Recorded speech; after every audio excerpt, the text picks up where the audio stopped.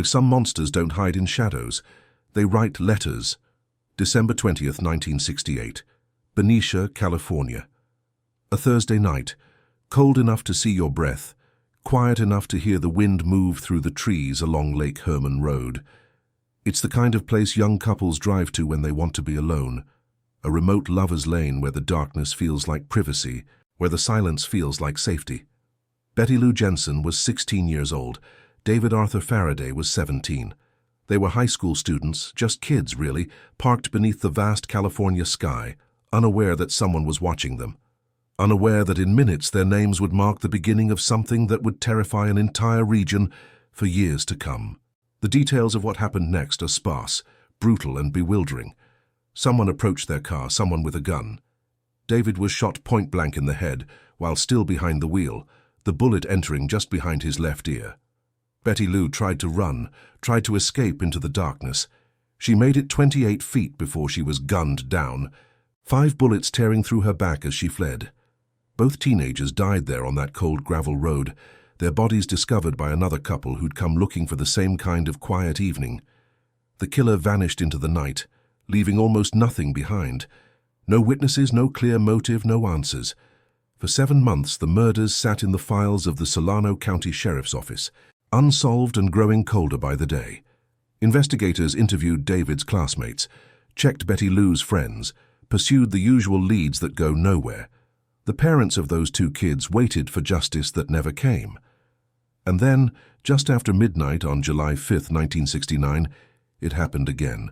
Blue Rock Springs Park in Vallejo, another parking area, another couple sitting in a car beneath the stars. Darlene Ferrin was 22, a waitress with a young daughter. Michael Majot was 19. They'd known each other casually, decided to spend the evening together. It was just after midnight when another vehicle pulled into the parking lot, circled around them slowly, then left. Michael felt uneasy. He asked Darlene if she knew who it was. She didn't answer directly, but something in her expression suggested maybe she did. Maybe she recognized the car or the driver. We'll never know for certain what she was thinking in those final moments. The vehicle returned 5 minutes later, parking directly beside them.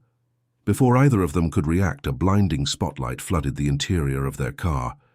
Then came the gunfire. 9mm Luger. The shots came fast and precise, shattering glass and flesh in the same breath. Darlene was hit 9 times. Michael took 4 bullets, but somehow, impossibly, stayed conscious. He heard the footsteps walking away, heard the car door slam, heard the engine start. And then, just as he thought it was over, the footsteps returned. The killer came back, fired 2 more shots into each of them, then drove away into the darkness. Michael survived, though barely. Darlene died before the ambulance arrived, bleeding out in the front seat while her killer disappeared into the night. But this time, something was different. This time, the killer wanted to talk. At 12:40 a.m., just minutes after the shooting, a call came into the Vallejo Police Department. The voice on the other end was male, calm, speaking in a slow, deliberate monotone that the dispatcher would later describe as unsettling. The words he spoke were chilling in their precision. "I want to report a double murder. If you go 1 mile east on Columbus Parkway to the public park, you will find kids in a brown car. They were shot with a 9mm Luger. I also killed those kids last year. Goodbye." The call lasted less than a minute. The voice was measured, emotionless, almost robotic. And with those few sentences, everything changed. This wasn't 2 separate tragedies. This was a serial killer, and he wanted everyone to know it. 3 weeks later, on August 1st, 1969, 3 newspapers received identical letters. The San Francisco Chronicle, the San Francisco Examiner, the Vallejo Times-Herald. Each envelope contained a handwritten letter and 1/3 of a cryptogram, a cipher containing 408 strange symbols arranged in 17 lines. The letters began with a declaration that sent investigators scrambling to confirm details only the killer could know. "Dear editor, I am the killer of the 2 teenagers last Christmas at Lake Herman and the girl on the 4th of July near the golf course in Vallejo." He provided specifics about ammunition types, positions of the bodies, details about the crimes that had never been released to the public. There was no doubt. This was real. And then came the demand. Print these letters on your front pages, or I will go on a killing spree. The threat was clear. The newspapers complied. And at the bottom of each letter, in place of a signature, was a symbol. A circle with a cross through it, like a gun sight's crosshairs. A mark that would become iconic. 3 days later, another letter arrived at the San Francisco Examiner. This one began with 3 words that would echo through true crime history. Dear editor, this is the Zodiac speaking. He had named himself. And with that name came a persona. The Zodiac taunted police, mocked their inability to solve his cipher, boasted that when they finally cracked it, they would have him. His tone was arrogant, almost playful, like this was all a game designed for his amusement. By the way, he wrote, are the police having a good time with the code? If not, tell them to cheer up. When they do crack it, they will have me. The pressure was enormous. Newspapers were receiving death threats from a confirmed serial killer. Police departments across multiple jurisdictions were scrambling to coordinate. The public was terrified, and everyone was staring at those 408 symbols, trying to unlock whatever message lay hidden inside. Enter Donald and Betty Harden, a schoolteacher couple from Salinas who spent their evenings working on puzzles. They saw the cipher printed in the newspaper and became obsessed. For hours they worked, testing theories, looking for patterns, and on August 7th, just 3 days after the cipher was published, they cracked it. The message was disturbing, to say the least. I like killing people because it is so much fun. It is more fun than killing wild game in the forest, because man is the most dangerous animal of all to kill. The misspellings were his, not errors in decryption. The message rambled on about collecting slaves for the afterlife, about how killing would grant him servants in paradise. But disappointingly, frustratingly, it revealed nothing about his identity. No name, no location, no clue that would lead investigators to a suspect. The Zodiac had played them. He'd promised they would have him if they cracked the code. But all they had were the disturbed thoughts of a man who enjoyed killing and wanted the world to know it. If you're still with me, if you feel that cold creep of dread that comes with knowing this story is far from over, subscribe. Because the Zodiac's next move would be even more theatrical, even more terrifying than anything he'd done before. September 27, 1969, Lake Berryessa in Napa County. It's a beautiful area, popular with college students and families. A place where people go to forget about the darkness in the world. Brian Hartnell and Cecelia Shepard were both 20 years old. Pacific Union College students enjoying a Saturday afternoon picnic on a small peninsula overlooking the lake. The weather was perfect. They were alone, or so they thought, spreading out a blanket, talking about classes and plans for the future. Then they saw him, a figure emerging from the trees, walking toward them with a strange, deliberate gait. At first, Brian thought maybe it was just another visitor to the lake. But as the figure got closer, everything about the situation felt wrong. The man was wearing a costume, an executioner's hood made of black cloth, with a white crossed circle symbol stitched onto the chest, the same symbol from the letters. He was carrying a gun pointed directly at them. "I want your money and your car keys," the hooded man said. His voice was calm, measured, exactly the same monotone described by the Vallejo dispatcher. He told them he was an escaped convict from Deer Lodge, Montana, that he'd killed a guard during his escape, that he just needed transportation and cash to get to Mexico. Brian tried to stay calm, tried to cooperate. He offered the man his wallet. Told him they wouldn't report anything if he just left them alone. But the Zodiac had no intention of leaving them alone. He pulled out pre-cut lengths of clothesline rope and ordered Cecelia to tie up Brian. She was terrified, her hands shaking as she wrapped the rope around Brian's wrists and ankles. Then the killer checked her knots, tightened them himself, and bound Cecelia the same way. They were helpless now, lying on their stomachs on the picnic blanket, unable to run or fight back. That's when he put the gun down and drew a knife. A long knife, the blade catching the afternoon sunlight. Brian, in what might be one of the most heartbreaking moments in this entire story, made a request. He asked the man to stab him first, so he wouldn't have to watch Cecelia suffer. And the Zodiac agreed. The attack was brutal and methodical. Brian was stabbed 6 times in the back, the blade puncturing his kidneys, his lung, his liver. Each thrust was deliberate, calculated. Then the killer turned to Cecelia and stabbed her 10 times, aiming for her vital organs, trying to ensure neither of them would survive. Then he simply walked away, leaving them bleeding on the picnic blanket beside the peaceful lake. But before he left the area, he had one more theatrical touch to add. He walked to Brian's white Carmen Ghia, pulled out a black marker, and wrote on the driver's side door, Vallejo, 1220-68, 7-4-69, Sept. 27-69-6, 30 by knife. A timeline of his attacks, a signature, a boast. Brian and Cecelia were discovered by a fisherman who heard their cries for help. Brian survived his wounds, though the trauma would stay with him forever. Cecelia fought for her life for 2 days in the hospital before succumbing to her injuries on September 29th. She was 22 years old, a psychology major with dreams of helping people. The Zodiac had stolen all of that. At 7:40 that evening, the same day as the attack, a man called the Napa County Police Department from a payphone just blocks from police headquarters. The voice was the same monotone. I want to report a murder. No, a double murder. They are 2 miles north of park headquarters. They were in a white Volkswagen Carmen Ghia. Then he hung up. Investigators found the phone booth, lifted fingerprints from the receiver, and began what would become one of the most extensive manhunts in California history. Brian Hartnell survived to tell his story, providing investigators with crucial details. He described the killer's voice as having a very precise cadence, was a very distinct sound, slow and measured but without any identifiable regional accent. The costume, the pre-cut rope, the elaborate planning.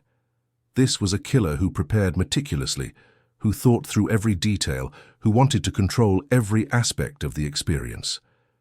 2 weeks later, October 11th, 1969, the Zodiac broke his pattern completely. No remote location, no young couple, no knife. Instead, he climbed into a taxi in downtown San Francisco and asked to be taken to Presidio Heights, an affluent neighborhood on the north side of the city. The driver was Paul Stine, 29 years old, a graduate student at San Francisco State University, working toward his doctorate in English literature. He was driving a cab to pay for his education, picking up fares throughout the city, just trying to make ends meet. He had no way of knowing that the passenger in his back seat was the most wanted man in California. When they arrived at the intersection of Washington and Cherry Streets, Paul stopped the cab and turned to collect the fare. The passenger pulled out a 9mm pistol and shot him once in the right side of the head at point-blank range. Paul died instantly, slumping forward against the steering wheel. The Zodiac then did something he'd never done before. He took a trophy. He tore pieces from Paul's blood-stained shirt, evidence he would later mail to newspapers to prove his identity.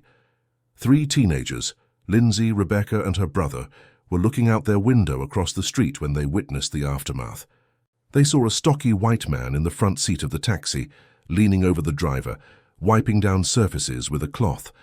They called the police immediately, describing the suspect as a white male, approximately 5'8" to 5'10", stocky build, wearing glasses and a dark jacket. The dispatcher, in a catastrophic error, mistakenly broadcast the suspect as a black male adult. Within minutes, 2 patrol officers, Donald Fook and Eric Zelms, spotted a white man matching the teenager's description, walking away from the scene on Jackson Street. They drove past him, noting his appearance, but because they were looking for a black suspect, they didn't stop him. It wasn't until later, when the error was corrected, that they realized what had happened. They had been within feet of the Zodiac Killer and let him walk away into the night. Days later, the San Francisco Chronicle received a letter. This is the Zodiac speaking. I am the murderer of the taxi driver over by Washington and Maple Street last night. Enclosed in the envelope was a piece of Paul Stine's blood-stained shirt, irrefutable proof that the letter writer was the killer. But the letter contained something even more terrifying than proof of murder. It contained a threat against children. School children make nice targets. I think I shall wipe out a school bus some morning, just shoot out the front tire and pick off the kiddies as they come bouncing out. The Bay Area descended into panic. Parents were terrified to send their children to school. Bus drivers requested police escorts. Armed guards began riding school buses throughout Northern California. Helicopters monitored routes from the air. The psychological terror the Zodiac created with those few sentences was immense, perhaps more damaging than the murders themselves. He'd found a way to hold an entire region hostage with nothing but words. Over the following weeks and months, more letters arrived, more ciphers, more threats. The Zodiac sent Halloween cards to reporters, sent diagrams of bombs he claimed he would use against school buses, sent increasingly bizarre communications that seemed designed purely to maintain attention and spread fear. In one letter, he claimed to have killed 14 people. In another, he described his death machine in detail, complete with technical drawings. None of these threats materialized, but the terror they created was very real. One reporter in particular became a target of the Zodiac's attention. Paul Avery, a crime reporter for the San Francisco Chronicle, received a Halloween card in October 1970 with the message, "Peekaboo, you are doomed." Avery began wearing a .38 caliber pistol to work. His colleagues at the Chronicle wore buttons that read, "I am not Avery," dark humor in the face of a very real threat. The letters continued sporadically through 1974. Some contained new ciphers. The most famous of these, known as the 340 cipher because of its 340 characters, arrived at the Chronicle on November 8, 1969, and remained unsolved for 51 years.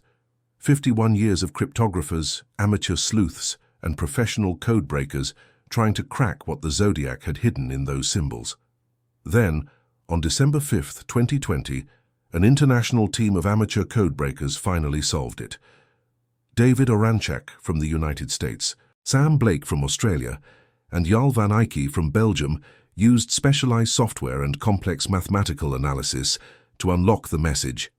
The FBI confirmed their solution, and the world finally read what the Zodiac had written 51 years earlier. I hope you are having lots of fun in trying to catch me. That wasn't me on the TV show, which brings up a point about me. I am not afraid of the gas chamber, because it will send me to paradise all the sooner, because I now have enough slaves to work for me. Once again, he'd given them nothing useful. No name, no location, just more taunting, more boasting, more confirmation that he saw this all as a game he was winning. The investigation into the Zodiac Killer became one of the most extensive in American history. Multiple jurisdictions, Benicia, Vallejo, Napa County, San Francisco, each maintained their own files, their own suspect lists, their own theories. Coordination was difficult, information sharing was imperfect, and the killer's shifting methods made pattern recognition nearly impossible with 1960s-era forensic technology. But they did collect evidence. Fingerprints were lifted from letters, from the payphone at Lake Berryessa, from Paul Stine's taxi. Handwriting samples from every letter were analyzed by experts.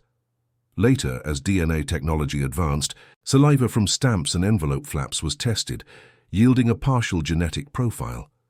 The problem was that none of this evidence pointed to a specific person. They had the what and the how, but not the who. Thousands of tips poured in. Thousands of suspects were interviewed. 8 metal file cabinets filled with information. And one name, one suspect, kept rising to the surface again and again. Arthur Lee Allen. Arthur Lee Allen was a former elementary school teacher, a convicted sex offender, a man who lived in Vallejo and worked near several of the crime scenes. In 1992, he became the only suspect ever publicly named by authorities in connection with the Zodiac killings. The circumstantial evidence against him was compelling, almost overwhelming. He owned a Zodiac brand wristwatch featuring a crosshair logo nearly identical to the killer's signature symbol. A former friend, Donald Cheney, came forward in 1971 claiming that Allen had spoken to him about wanting to kill people, that he'd mentioned using the name Zodiac, and that he'd described attaching a flashlight to a gun barrel for better visibility at night. And all of this allegedly happened before the murders began.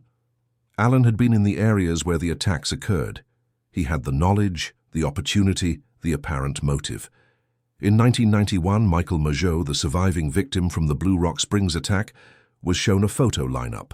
Without hesitation, he pointed to Arthur Lee Allen's picture and said, "That's him. That's the man who shot me." He was 80% certain. 22 years had passed since the attack, and human memory is notoriously unreliable over such spans of time, but Majot was adamant. Police executed a search warrant on Allen's residence in 1991, seizing weapons, documents, and potential evidence. The pressure on Allen was immense. The media attention was relentless. And then, in 1992, Arthur Lee Allen died of a heart attack at age 58, maintaining his innocence to the very end. But here's the problem. Here's what keeps this case open despite all the circumstantial evidence. The physical evidence doesn't match.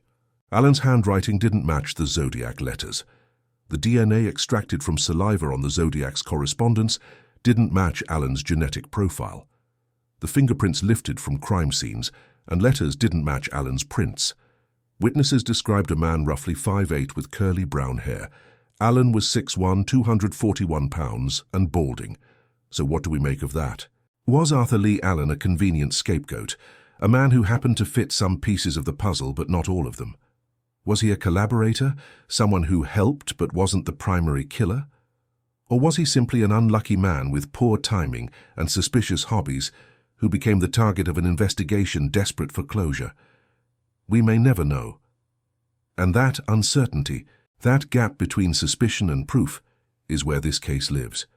If mysteries like this one stay with you long after the story ends, if you find yourself thinking about these questions in the quiet hours, subscribe to this channel. Because the files I open aren't meant to be forgotten. Over the decades since Allen's death, other suspects have emerged. In 2021, a group calling themselves the Case Breakers, a team of former law enforcement officials, military personnel, and forensic experts, announced they'd identified the Zodiac as Gary Francis Post, an Air Force veteran and house painter who died in 2018. They claimed forensic evidence, witness testimony, and anagrams hidden in the ciphers all pointed to Post as the killer. The FBI and local police departments immediately pushed back. They stated the case remains open and unsolved, that Post is not considered a credible suspect at this time. Riverside Police explicitly ruled out any connection between Post and the disputed 1966 murder of Sherry Jo Bates, which some researchers believe was an early Zodiac victim. In 2024, a Netflix documentary series titled "This is the Zodiac Speaking" presented new allegations from the Seawater family, who claimed that Arthur Lee Allen had confessed to them when they were children, that he'd brought them to what might have been crime scenes. The series generated enormous public interest, social media buzz, and renewed calls for DNA testing. But once again, no definitive proof emerged, just more speculation, more theories, more questions without answers. And that brings us to perhaps the most haunting question of all. Why did the Zodiac stop? The last confirmed letter from the Zodiac arrived on January 29, 1974. In it, he claimed 37 victims and bragged, "I am crack-proof." Then silence. No more letters. No more confirmed murders. No more ciphers or threats. After years of taunting police and terrorizing the public, the Zodiac simply went quiet. Theories abound. Perhaps the close call after the Paul Stine murder, when police nearly caught him just blocks from the scene, frightened him enough to stop. Perhaps he realized that writing letters and creating ciphers provided sufficient satisfaction without the risks of killing. Perhaps he was incarcerated for an unrelated crime, institutionalized, or simply died. Some theorists suggest he continued killing, but made the murders look like routine crimes as he'd threatened in one of his letters.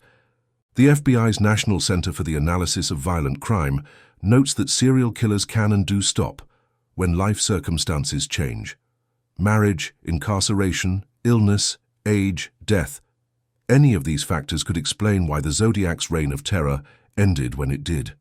Or perhaps he's still out there, an old man now, living quietly with his secrets, watching the world continue to obsess over his crimes. Criminal profilers have analyzed the Zodiac extensively. He exhibited traits consistent with narcissistic personality disorder, antisocial personality disorder, and possible schizotypal characteristics. Unlike killers driven primarily by sexual compulsion or rage, the Zodiac appeared motivated by a desire for notoriety and intellectual superiority. He craved media attention, viewed himself as smarter than everyone pursuing him, and took genuine pleasure in taunting authorities.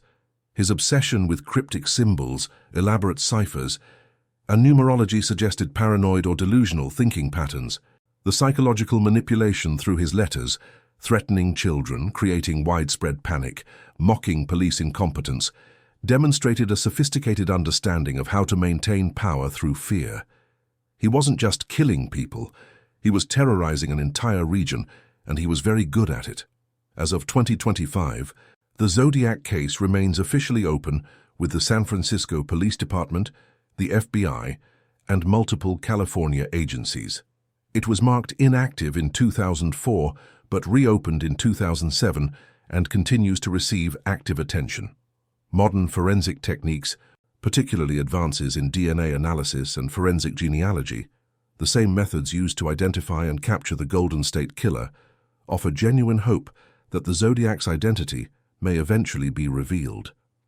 In 2018, Vallejo police sent Zodiac letters to private laboratories, specializing in advanced DNA extraction, hoping to obtain better genetic profiles suitable for genealogical analysis. The case has received funding from the National Institute of Justice for DNA Analysis and Cold Case Review.